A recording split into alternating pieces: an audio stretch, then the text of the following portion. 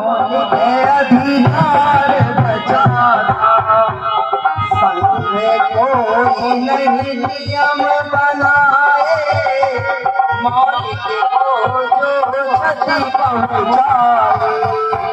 संविधान संशोधन होवे पर मौलिक को क्षति यदि होगी, तब शरण न्याय की लेना, इसकी बड़ी चुनौती देना।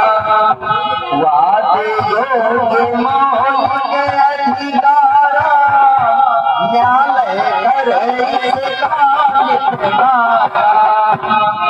अनुच्छेद 13 कहते हैं कि मौलिक अधिकारों का हनन नहीं होगा, इसकी रक्षा न्यायालय करेगा।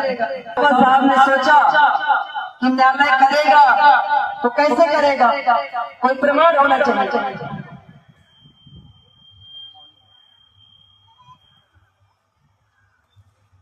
तो जो न्यायालय को अधिकार कैसे रह गए, तो उसको स्पष्ट बाबा साहब ने लिख दिया है कि अनुच्छेद 13 हर व्यक्ति को शक्ति देता है, यदि मौलिक अधिकारों का हनन हो रहा है, संविधान में संशोधन हो रहा है। अब बात आ गई संशोधन की, सारे संशोधन की बात नहीं हो रही। यदि संविधान में संशोधन मौलिक अधिकारों के लिए हो रहा है, आपके मौलिक अधिकारों में कोई संशोधन कर रहा है, तो आप न्यायालय जा सकते हैं। संविधान के अन्य किसी अनुच्छेद का संशोधन हो रहा है तो उसमें आप न्यायालय नहीं जा सकते, वो संसद की सहमति मानी जाएगी। उस संसद की सहमति में हमारे और आपके लोग भी बैठे हुए हैं। लोग कह देते हैं, संसद को दोष देते हैं, सरकार का दोष देते हैं।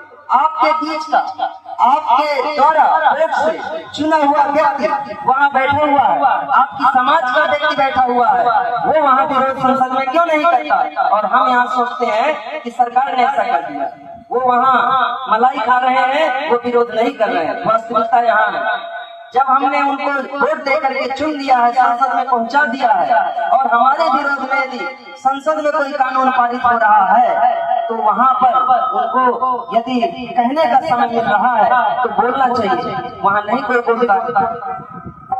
तो मुझे अभी भाई साहब ने सूचना दी है कि कुछ समय अन्य व्यक्तियों को दिया जाए, तो मैं अभी इसको समाप्त करता हूँ। और यदि मुझे दोबारा अवसर मिलता है तो मैं मौलिक अधिकार पुनः पूरा करूँगा। बहुत बहुत धन्यवाद, आप सब लोगों ने मन लगा करके सुना। साधुवाद।